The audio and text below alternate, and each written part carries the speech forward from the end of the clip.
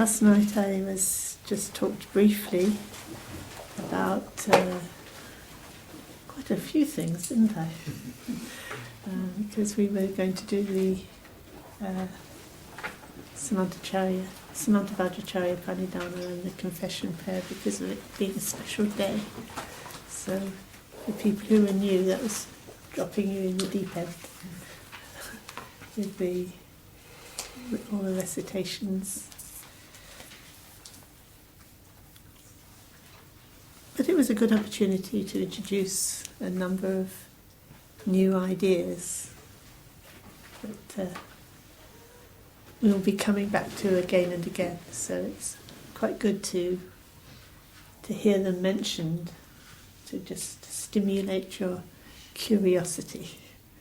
And what's that? Well, bit by bit, it will all be revealed. So. Okay, so today I'm going to talk about this, what I was talking about last night, this mindfulness and the idea of taking mindfulness deeper. The reason why I'm saying it in that way is because, as I was saying yesterday, it's becoming almost mainstream for people to be talking about mindfulness. And if they're talking in that way, it's because they got involved with this 8-week mindfulness training course. And it's very good, and it introduces the idea of mindfulness. But then, of course, it's an 8-week course, and it's just the start. It's just drawing your attention to something that's possible.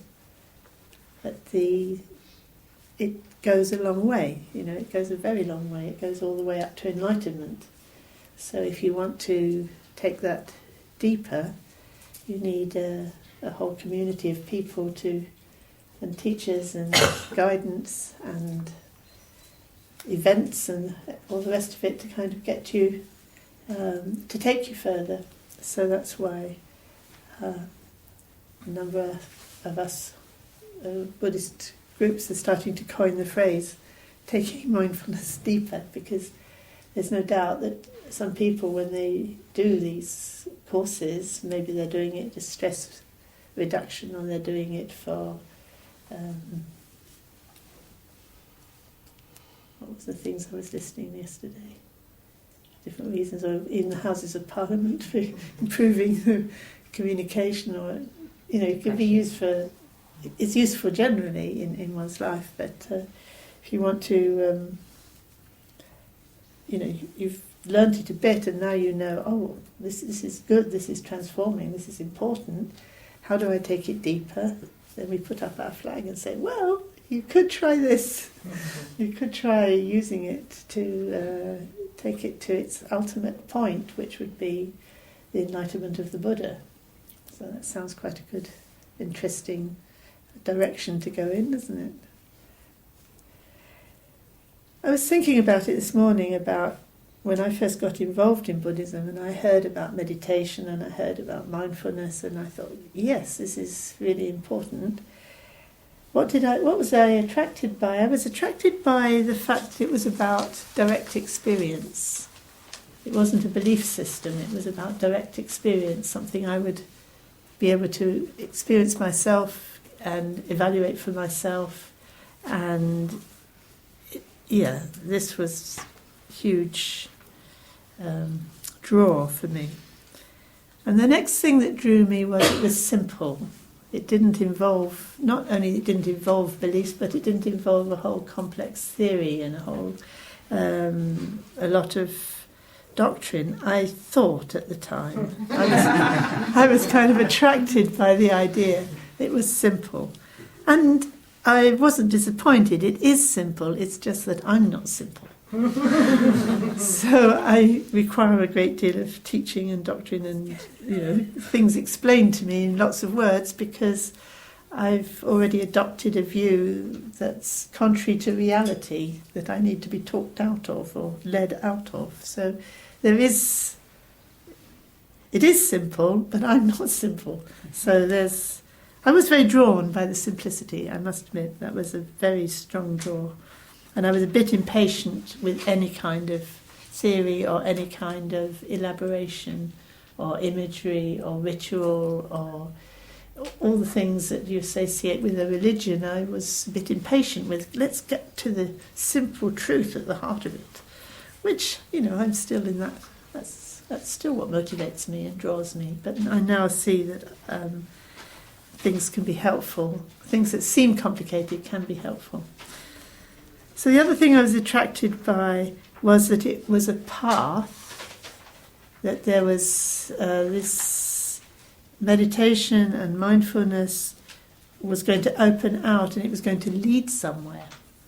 Now that was a big draw for me, that it was going to go somewhere, and it was called enlightenment, or it was called liberation, and I knew from the story of the Buddha vaguely what that meant. But it's interesting how a vague idea can take quite a strong hold, isn't it? I mean, I had a strong intuition that, yes, life should lead towards some great liberating goal, even though I hadn't really much idea what it was, except that it should be simple and it should be direct and experienceable.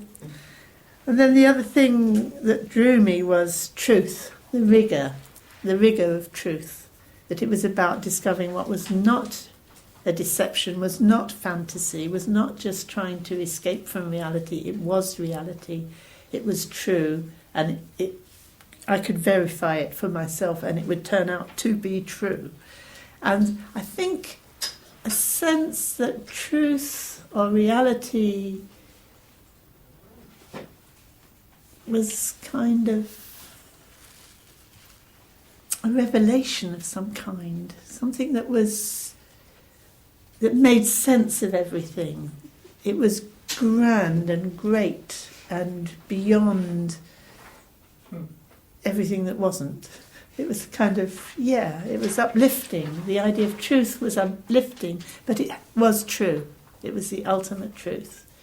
So I was very drawn by that kind of an idea. I think somehow enlightenment and truth and simplicity were all kind of intuited, that somehow they were all connected. So that was drawing me. And then I wondered to myself to what extent I was drawn by the suggestion that it would lead beyond suffering. It would lead beyond suffering for myself and others. I'm not sure I was that aware of my own suffering at the time. I was aware of the suffering of others, but I'm not sure how much I was drawn by the idea that by practicing this meditation and mindfulness, I would be able to remove the sufferings of others. I think I was very drawn by that, but I'm not sure I really could see the connection. How that would happen, how that could happen. But I was aware of the fact it was very difficult to make a difference in the world. I had thought about that a lot and thought, how do you change the world? How do you make the world a better place? And that anything I could think of was very limited and was easily undone again. Like you might help, or you're helping in one way and it turns out you're harming in another way, or you're helping one problem, but at the same time you're neglecting other problems. So, which is the most important problem, and where to start, how to go about helping the world. I was concerned about that, and I think it has something to do with why I wanted to practice meditation and mindfulness. So I thought it was worth thinking about my own experience when I'm thinking about talking to other people about, why is meditation and mindfulness important? what's likely to draw you, this is what drew me. So it'd be quite interesting to see how your experience compares with mine on that. Generally speaking, I think I was drawn by both meditation and by mindfulness.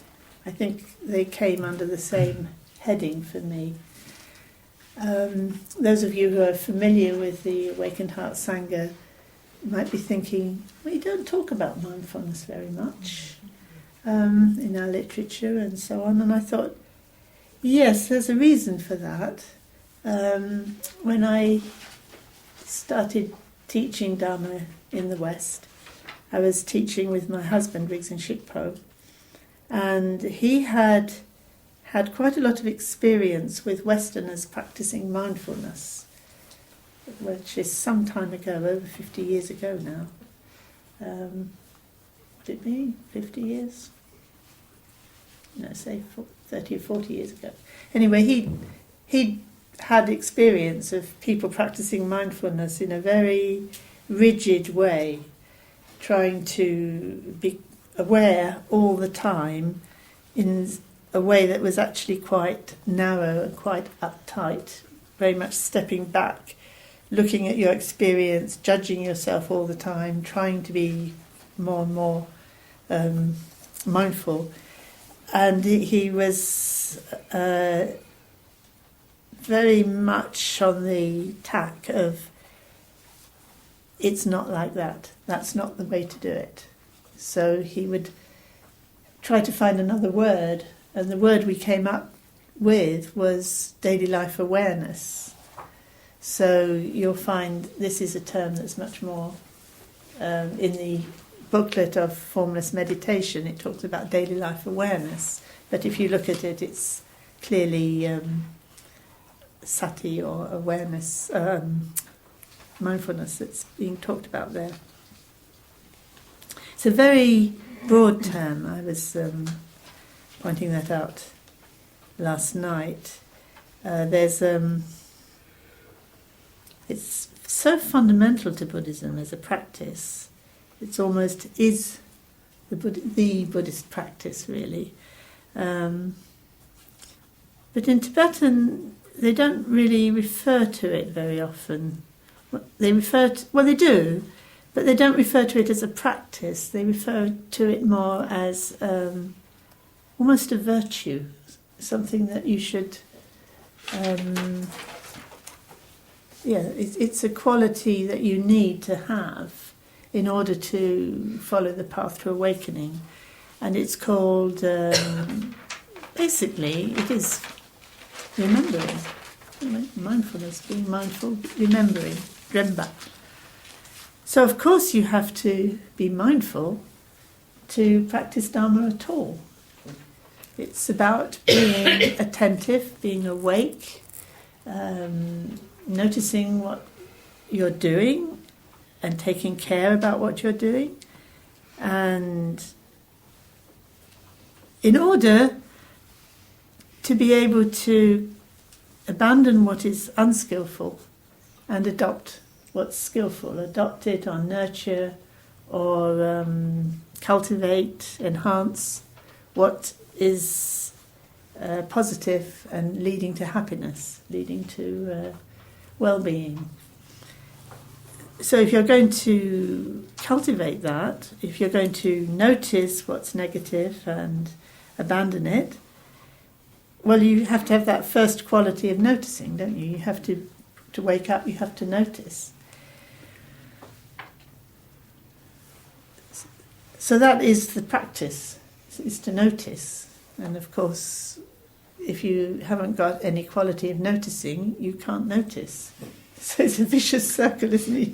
You have to have that quality of being motivated to notice in order to notice, so that you can further notice what's happening. But it also has this sense that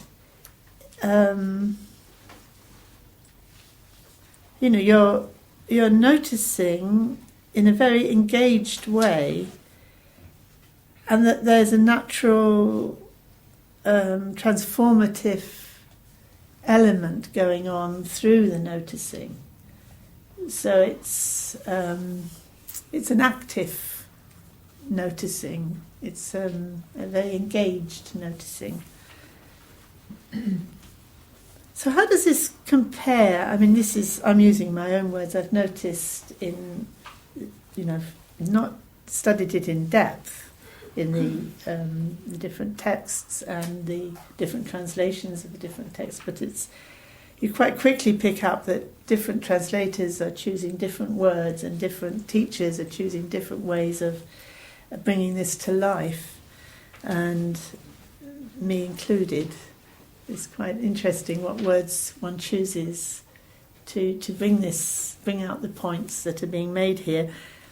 And the feeling that somehow we're missing a word.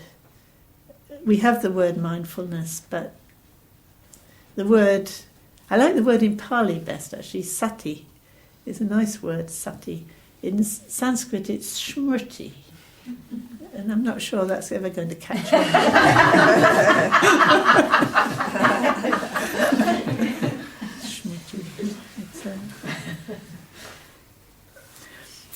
But I was taken by John Kabat-Zinn's, I don't know if you'd call it a definition, but I think this is right, that it's paying attention deliberately to the present moment, non-judgmentally. So we take those 4 things, which I thought are well worth exploring a bit. Paying attention deliberately to the moment, or now, non-judgmentally. So I always had a problem with this non-judgmental part, because I thought, well, you have to discriminate between what's skillful and unskillful. So if you just think everything's the same, how will you follow any path to awakening? So I was a little bit suspicious of this. But on the other hand, judgmental doesn't really mean the same as being discriminating, does it? I mean, when we're being judgmental, it has the connotation of heavy-handed, doesn't it? Prejudiced. Having a preconceived idea so that, you're classing things as positive and negative in a heavy-handed way, probably without any real grounds. So I think it's important to make that distinction here. I noticed I went to a talk by, what was his name? Saki Santarelli a few months back, and he had his own words for these 4 things. I was particularly taken with his, I've forgotten what he said for attention actually, paying attention. Can you remember? I've written it down, but I won't go hunting through my notes just now. But he was basically thinking that deliberately was about, you've got a purpose or a motive. You're doing it. It's almost like you're adopting it as a practice somehow, but it's... And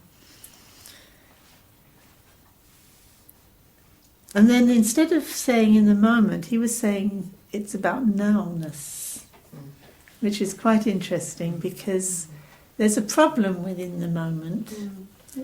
There's a little cartoon in Tara's little her book of a mindfulness 8-week course, and there's 2 little figures, and one of them saying to the other, "Now, which now? The now that's just gone, or the now that's coming?" Exactly, there's this huge problem with now. it could almost be narrow, couldn't it? You're kind of, and what now? I mean, how many things are happening now that I could be attend to, you know? And then anyway, the now that I was attending to is gone by the time I've become aware of it, or has it? So I immediately get involved in those kind of problems. It's how my mind works. Not everybody does. Other people can be more intuitive from the beginning. But now-ness is quite... this was actually a word Rigzin Shikpo came up with himself spontaneously. Whether a number of people came up with it spontaneously or whether it spread like wildfire. They've all adopted what he came up with. But he was talking to Trungpa Rinpoche about this question of now. If you are present now, you've got this whole concept of time to deal with, and the idea of, you know, how long is now? Where does it begin? Where does it end? And when you examine that, you don't find anything that you can fixate on as now. So then to get around that, we can call it now-ness. So it takes us immediately into that intuitive sense of, we know what we mean by now, don't we? You know, kind of wake up now. It's not thoughts about the past, it's not thoughts about the future. It's actually something that's alive now, even if I can't justify that by saying whether it's the past now or future now or how long a now is, but I can still intuitively wake up and experience my life more fully by telling myself to focus on what's really now. And in a way it's like saying experience, isn't it? What are you experiencing? Not what are you thinking about the past or what are you thinking about the future. Okay, you're experiencing a thought. The thought might be about the past or be about the future, but now it's the thought, and I don't know what a thought is, and I don't know where it is, and I don't know when it is. So it's a kind of now-ness or here-ness. You know, where's here? It's a sort of here-ness and a now-ness. So it's relying totally on an intuitive sense of something, isn't it? So that when in the meditation instructions that I give one word, I say wake, wake. Again, what does it mean? I mean, somehow we know, or if we don't, we're not interested in this at all anyway, but something about being awake, being alive, experiencing very clearly and directly. And even, I think, the reason I like wake is because it contrasts with dreaming and dullness. It's almost, waking could be a change in a whole perspective on the nature of reality, couldn't it? So I like to add that extra bit in. By wake, rather than now. Wake. It all has the same effect, doesn't it? Well, might do. This is why I tell you all to look in your own experience when you take any kind of meditation instruction or mindfulness instruction. Notice what it's doing to you as you use that word. It's no use thinking, well, I'm supposed to say mindfulness, so I will. But mindful always makes me feel very stuck. Then don't use the word mindful. You know, use a word that does, you know, that's unsticking rather than sticking somehow.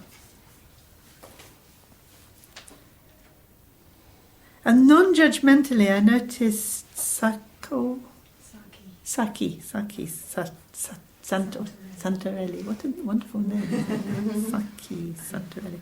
He was using accepting or appreciating rather than non-judgmental, so that whatever is happening now, whatever you're awaking to, you're kind of opening to it in a kind of accepting way. Well, you might think to yourself, well, doesn't that contradict what we were saying earlier about sati, that it's for The point of it is to be able to discriminate what is skillful and what is not skillful. But if you're going to discriminate, first you have to actually be aware of what is there without reacting to it. So it's a really important first step not to be completely open to what is actually there. So if something's coming up, like you're feeling very, feeling angry or frightened or threatened or something depressed or something that you don't want to be feeling, there's a tendency to think by being aware it won't be there. So you're kind of, before you even tried to be aware of what's there, you've edited out what you don't want to be there. So this is where this non-judgmental element becomes really important, this really accepting what is actually there. Which means you have to have a certain degree of faith, actually. I would call it faith, or maybe confidence. You have a certain amount of faith or confidence that it's worth going to a place that feels uncomfortable and unpleasant. What's the point? The reason why we're rejecting it is because it's causing problems. So we're hoping that by not going there, it won't cause any problems. But of course we're getting wise to the fact that actually not going there doesn't remove it, doesn't stop it causing problems. So it needs to come into the light of awareness. It needs to be acknowledged. So, you have to entice it out. Come on, it's fine. You're not going to be judged. You're not going to be blamed. There's nothing wrong. It's fine. Whatever you're feeling, whatever's happening, whatever you're thinking, it's fine. It can all be worked with. It's all good stuff. Come on, show yourself. Don't be shy. To coax it out into the open in a way, in a friendly way. I mean, I used to think, you don't need to say in a friendly way. That's kind of sounds a bit silly, But actually, when you look and you realise, well, yes, but then so is being unfriendly. And we're often very unfriendly to ourselves and to what's there in our awareness. So if calling it friendliness helps you to overcome unfriendliness, then call it friendly. Call it, welcoming. I think Trungpa Rinpoche used to say, welcome everything, welcome it. It's friendly, isn't it? Just welcome it into, appreciate it, let it show itself. It's like Trungpa Rinpoche compared it to a guest. Oh, so you're here, that's nice. And pay attention, and then, okay, and you're also here. Oh, that's nice. It's kind of very welcoming to whatever's there, including guests that you had hoped wouldn't be there. So that's a challenge, isn't it? It's already a challenge, even at that first step of awareness. Mindfulness, or whatever you want to call it, sati, is already quite transforming sometimes. Just to acknowledge what's actually there. I know the first thing that I noticed when I started practicing like this was, by being friendly to those parts of myself that I didn't really welcome before,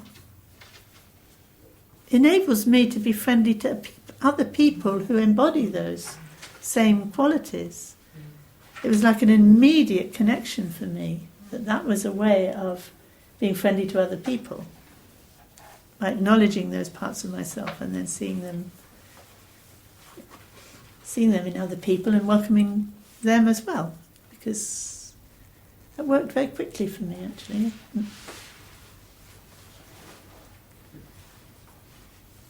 Quite a revelation. Yeah. And I must say, as I get older, whenever I find I'm really, really moaning about somebody in my mind or out loud, perish the thought. And I think about them and I think, what's really wrong with them? And I think, the main thing that's really wrong with them is they're too much like me. It always turns out they're just too much like me. That's what I do. That's exactly what I do. I've described perfectly what they do. That's exactly what I do. And that's what's wrong with them. They're too much like me. In so many ways. In so many ways. You think, other people are a bit like that. And then you notice, I am also a bit like that. I can't really say I don't understand. Mostly I find I completely know what's going on. And I think a bit more reflection, even things that I couldn't possibly imagine now, I probably could if I reflected enough and I was able to empathise enough with another person, I probably could recognise myself in everything that everyone's done. That's one of the nice things about the Buddhist view of the universe, that we've all had so many past lives in so many different worlds and so many situations and as so many different kinds of beings. We've all done everything. Okay, we've done everything good, but we've also done everything bad, negative, which is kind of the same, it gives you the same sort of feeling of connection with other people as noticing that the things in yourself are actually okay and you notice them in other people. They also have the same, patterns of behaviour. Okay, we've all done everything. We can all understand each other. And it's all, these negative patterns, it's not like, oh, well, that makes you a bad person. It means we've adopted this lovely turn of phrase that Marshall used of we've adopted tragic strategies. In fact, what was upsetting us or what was provoking this reaction in us was something, in some sense, something quite tender and quite understandable, but we adopted strategies that turned out to have terrible consequences. So maybe if we're angry because something was happening that needed correcting, and we were powerless to correct it.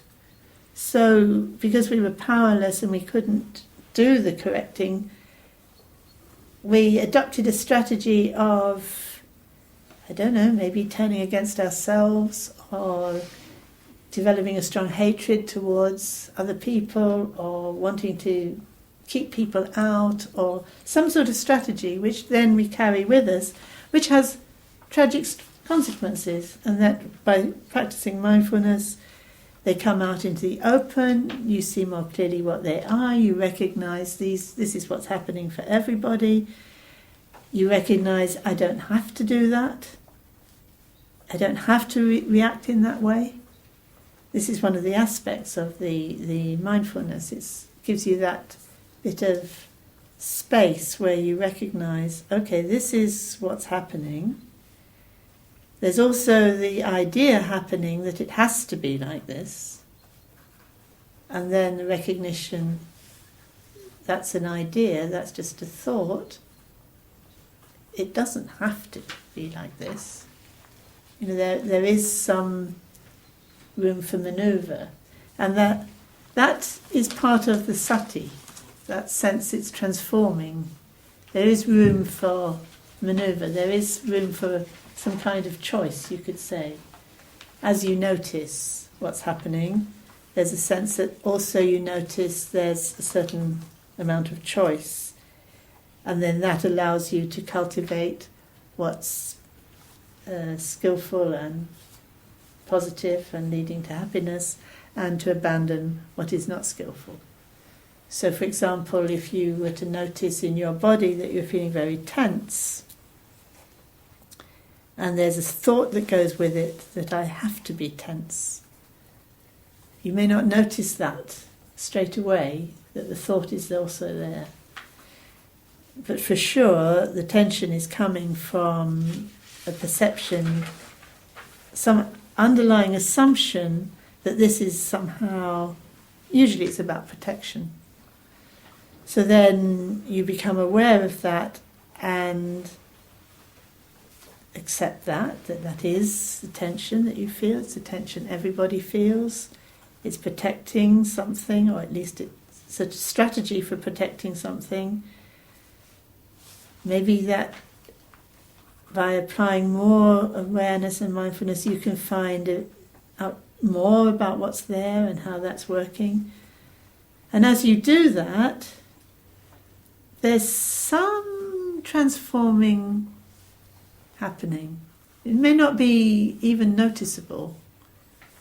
It might be very slight sense of, oh, there's another perspective on this, which is taking time to filter through to my muscles, as it were.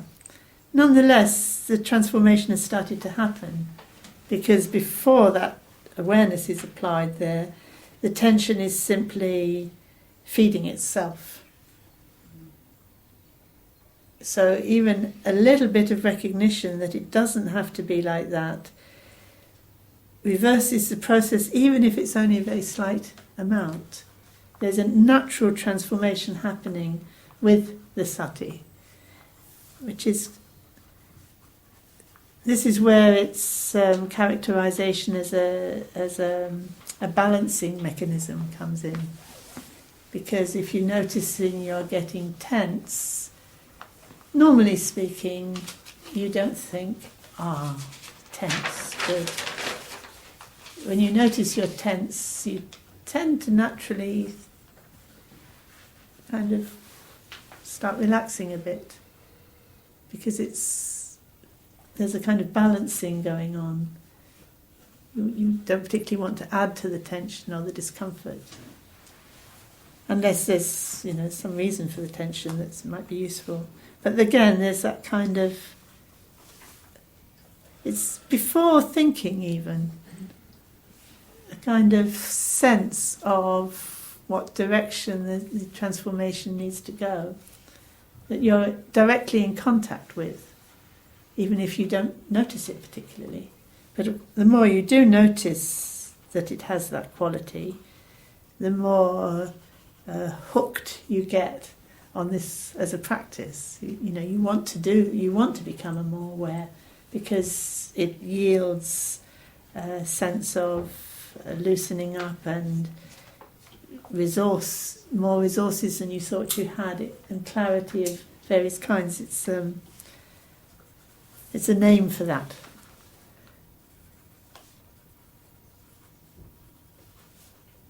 It's interesting, in the Buddhist scriptures, the Buddha's teachings on this, he talks about all these faculties that we have, which normally when we're speaking, we tend to think, I did that, I can or I can't do that, with quite a strong emphasis on, there's me doing it. Whereas it's quite helpful if you can tease out all these different aspects of our, I suppose you'd say, intelligence, including emotional intelligence. If you tease them out and think about them separately, they're not so strongly associated with me. They're more associated with the unfolding of our true nature, perhaps you could say. But it's interesting.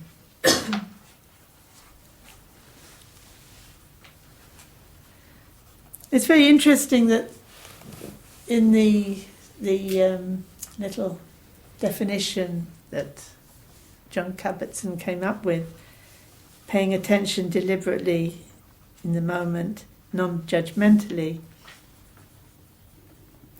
it could take you quite deep if you understood this non-judgmentalness in terms of treating all experience equally. But in order to really do that, you have to have developed insight into what Prajnaparamita Sutra is talking about when it says emptiness. Sometimes it's expressed as recognizing the not-self of the person and the not-self of the dharmas. And this is a whole process which I think is pretty unique to Buddhism in this particular way of developing insight into the nature of our experience. So the kind of mindfulness that's becoming mainstream, it doesn't have any associations with religion and a path to liberation in that sense. So although there may be insights into... There may be some insights that come up, and also there may be some teachers of it who have been practicing and have insights that could take you deeper. As a whole, it isn't claiming to be doing anything like that. So again, what we would be teaching here would be very much having that in mind. So taking it deeper would be about using it as a basis for the path to liberation, which would imply you had some sense that there was a need for liberation, that your worldview included the idea that that we are somehow trapped by our own misunderstanding of the nature of reality, and that's leading to endlessly having to go through the same process over and over again, lifetime after lifetime, until it's been cut through by the insight that comes through going deeper into the teachings of the Buddha.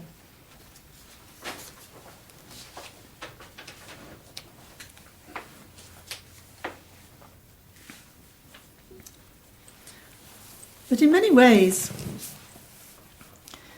when you're starting out, there isn't really any difference between mindfulness that you might develop by going to a mindfulness course and mindfulness when you start practicing as a Buddhist. The difference would be the view with which you were practicing.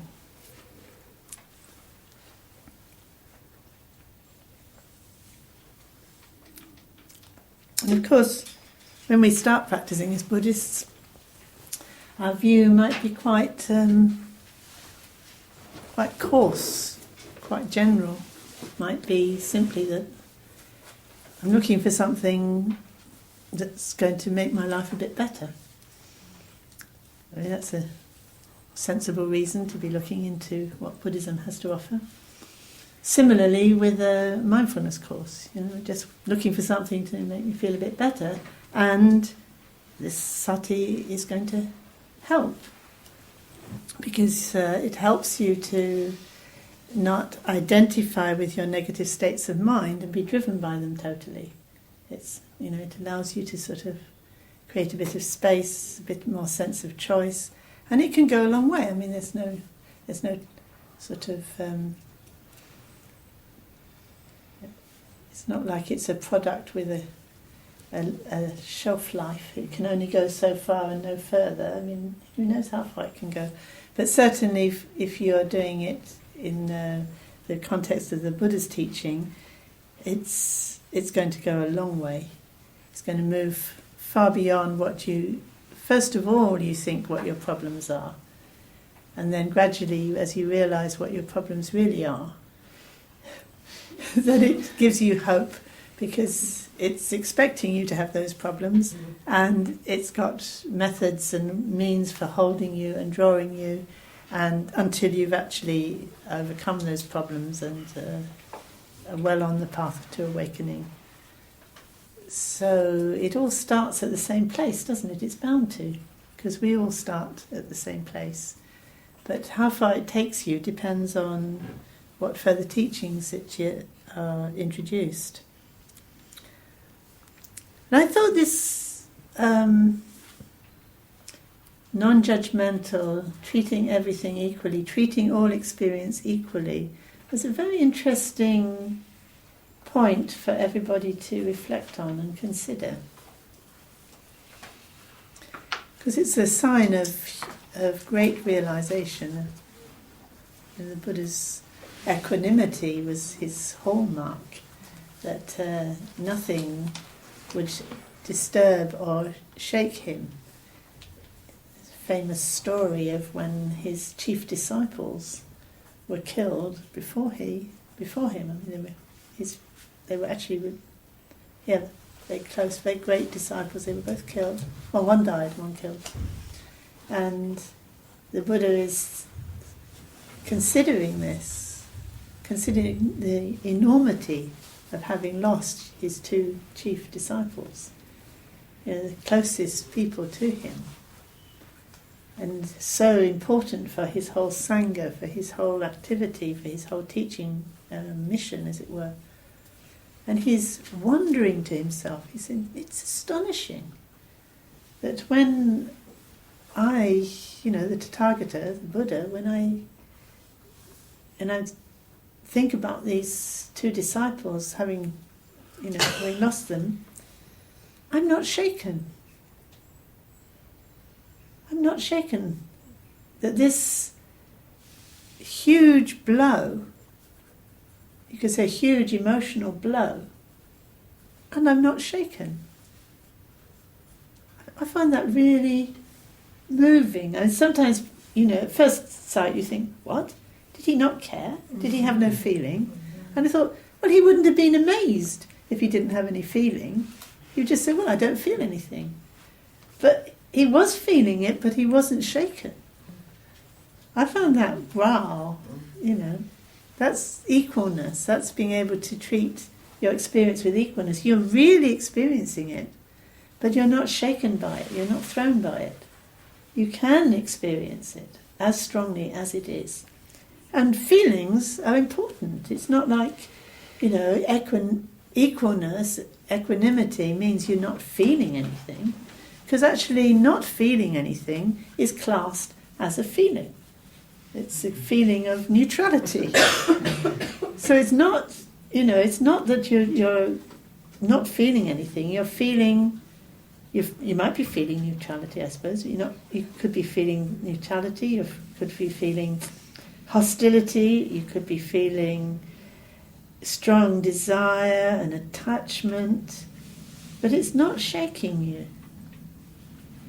It's really interesting, isn't it? You can say, well, is it then still attachment if it's not shaking you? Is it still desire? Is it still hatred? Is it still neutrality? Neutrality. Well, this question does come up regularly when I'm teaching and when I'm thinking about it myself. Yeah, words do start to become a bit dubious, because obviously it's like suffering. If you can experience suffering without suffering, is it suffering? So, are you going to have a new word at that point? You can't get your point over, can you? If you use a different word, you can't get the point across that what would normally be experienced as suffering, you're actually experiencing it in a very direct, simple, truthful, honest way, very alive, very intense even, but you're not shaken by it. Maybe that's partly what we mean about not being separate. You're not stepped back from it, you are it. So it doesn't shake you because there's no separate you to be shaken. Or maybe that's one way of looking at it, but it's quite mysterious, whatever that is. So equanimity in its, or equalness in its ultimate sense, is amazing. It's a completely amazing quality. But even at an elementary level, being able to allow whatever comes up in your experience, whatever happens to you during the day, whatever's happening to you inside, whatever kind of depression or turmoil or illness, if you can actually have an attitude of welcoming it to some extent, that's already going to transform your experience, even though it won't be at the level of the Buddha's equanimity. And by being able to be aware of it, you're aware of your anger, you're aware of your anxiety, you actually are now able to have some kind of transforming effect on it through the sati, through the mindfulness. So it's like good in the beginning to take that non-judgmental, appreciative attitude towards all your experience, because then you can actually cultivate what's going to be helpful and what isn't. And then when you get the deep enough view of the nature of reality, your smriti, if you like, your sati will take you to that amazing quality of equalness that the Buddha has, which, we can just read stories about that kind of equanimity and just think, wow, that would be so special, Because actually thinking like that is awakening that quality in yourself. So when you read stories or you hear stories of people who are able to practice much better than you can, it's not a cause for feeling, depressed because they're so good and I'm so bad, but I can read that and appreciate that, I can hear that and appreciate that. By appreciating it, it is already beginning to awaken in me. So that's a really important sati practice, you could say. So then you're rather disposed to seeing good qualities in others that you can aspire to, because then those qualities arise in yourself. You think it's a good way of looking around at other people and learning from them, being inspired by them, and getting less interested in seeing that they have faults which I really dislike in myself, and I also dislike in them. And even if I have forgotten, I have it myself. So we can choose, and it is through sati, through awareness, through remembering and mindfulness, we can make this choice, how we're going to look at our life, and situations we find ourselves in, and our relationships with other people. So it's a really good thing, isn't it? More! More sati! So I just wanted to say a few words about where this topic is dealt with in our materials. Some of you might remember in Openness, Clarity, Sensitivity by Rigzin Shikpo, there's a whole section at the end about the 4 foundations of mindfulness, which ever since that book came out, I had this idea to run some courses and produce some materials on the 4 foundations of mindfulness, but events have overtaken me time and again, and I have not yet done that, and now I'm finding that there's some very good work already done that we can look at. This evening, before we do the meditation, I want to do some reading from the Satipatthana Sutta, just to get you the sense of what kind of depth one can go into with this mindfulness. Then when students first started to approach us and we're suggesting they start practicing meditation, then we have a booklet called Formless Meditation, which is essentially about sati, about awareness, about mindfulness. Just being open to your experience as it arises. And the instruction is more like let it go to start with, so that you're just learning to distinguish between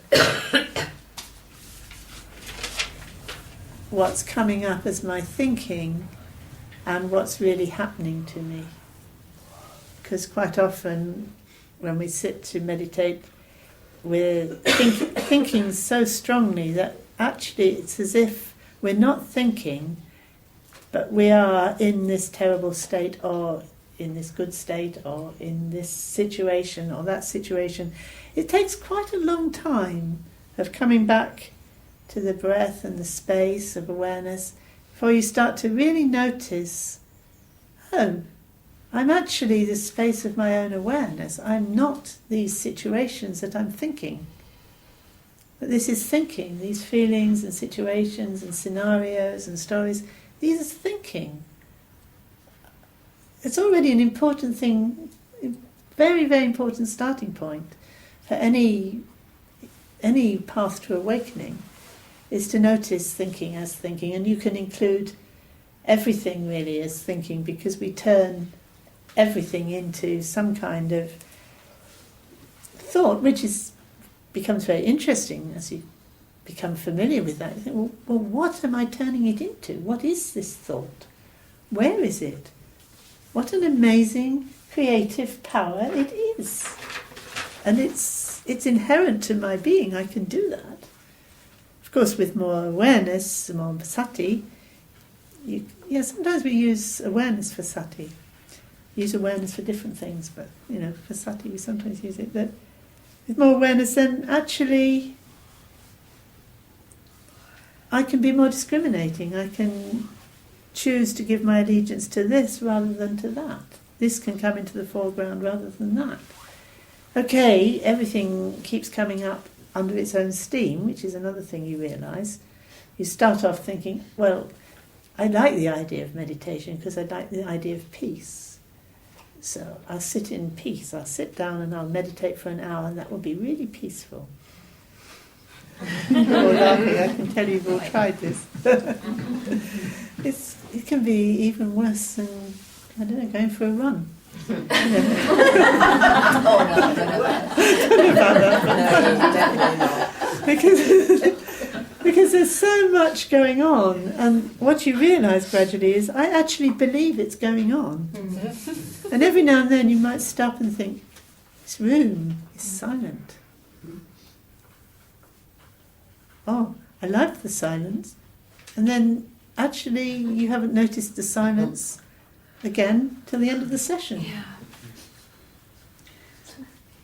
It's a good job we don't need silence to meditate, isn't it?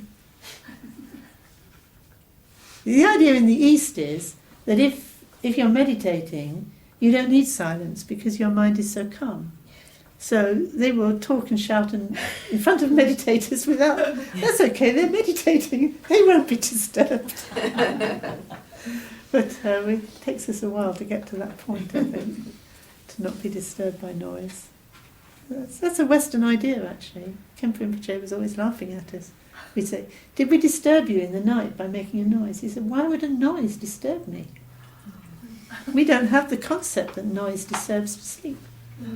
Interesting. There you go. So in the formless meditation, I use these 4 words: wake, which could be that, waking attention, paying attention; heart, like not focusing on the heart, but just coming from the heart. You only do it once, don't you? You don't keep doing it back from the heart. You just start. You just kind of, it's something about coming wholeheartedly from my heart, which I think is doing it intentionally. We intend, we sit, we have a meditation session, and then we sit, and then afterwards we think, oh, it would be lovely to carry that over into my life. So we have the intention to practice further, even if that's the last time we think about it till the next meditation session. But it just shows you how helpful it is to have a meditation session and time, because it isn't till you actually go back to the time that you set aside that you even remember what your intention was.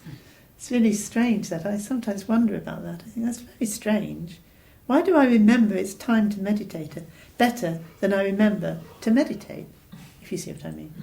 9 o'clock, meditation session, I go in there and I do it. If I don't go into the meditation session, 9 o'clock, do I remember the Dharma? Do I remember my practice? Hit or miss. So somehow giving it a time really helps us to remember, really helps our sati, you could say. And then the kind of opening into now, or the nowness. And nowness is wide open. It's like, could lead into actual emptiness, because you can't grasp it. It's ungraspable openness, ungraspable nowness, in which you don't have to do anything. You don't have to react, you don't have to do anything. In a sense, that's the ultimate, just be with your experience, just be what you are. I mean, ultimately, the idea to just be able to be as one was, and that to be actually everything you wanted it to be, would be the dream, wouldn't it? But you have this worry, if I just be as I am now, I shall be continuing in this, all this negativity and all this chopping and changing and instability. I don't want to be like that. So then it's quite helpful to think in terms of, well, first just be aware. Just be aware of it, and then that will have a transforming effect. That you will be able to discriminate and make good choices, and from that will come, the path will open up from that. There's a small section in the Introduction to Formless Meditation called Daily Life Awareness Practice, which has got some hints in it of how you could, triggers of awareness during the course of the day. But actually, that whole section could be extended and extended, because this is where we need most help, isn't it? Because we spend most of our time in our daily life and just a short time of the day in the meditation session. So really, as many hints and reminders and discussions as you can think of are helpful in order to help us to practice in our everyday life. To practice, well, I guess that's sati not on the cushion, isn't it? There's sati on the cushion and there's sati carried out into your life. So it's almost described as if it's two practices, meditation and daily life awareness practice, but they're just sati, they're all sati really. They're just, the Pali is the nicest word, isn't it? Sati works. Shruti, doesn't it? I suppose it sounds like smutty, doesn't it? Shruti. Or Smurfs. Smurfs. Smurfs. What is Smurfs? Oh, the Smurfs. Won't go into that. Okay, tell me afterwards.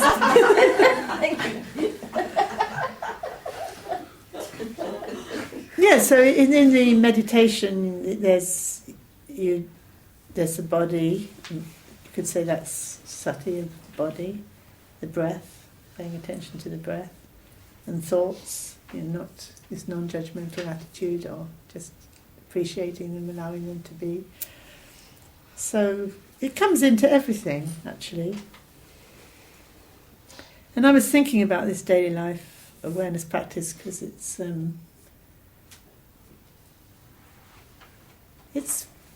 that's the main way we're going to be practicing, isn't it? I mean, we've got our daily life going on all the time.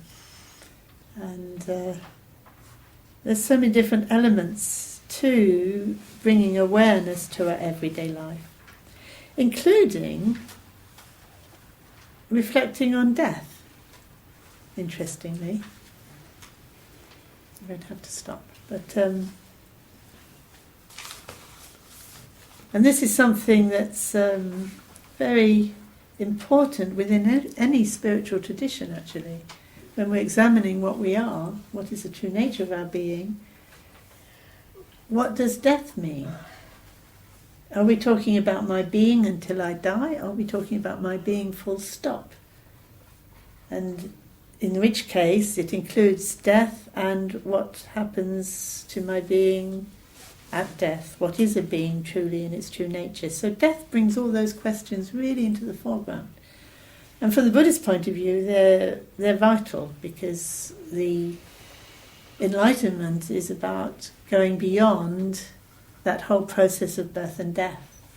So death is extremely relevant, and the reminder, the thing to bring to mind, to have sati, or remembering, oh yes, it's all going to end in death, and death isn't, sometime in the future. We don't know when it is. It could be today. Because the tendency is to think, oh, death, oh yes, in the future I better think about death. But, what about now? Well, death might be now, any minute. So, come on, wake up. You can see I have tremendous enthusiasm. This kind of practice reminder. It always cheers me up. No problem is so big that, remembering death doesn't cheer me up. Yeah. But there's things, we can become more aware of our body, more aware of our speech, more aware of our thinking, more aware of the space and the openness, clarity, sensitivity of our being, more aware of our heart, more aware of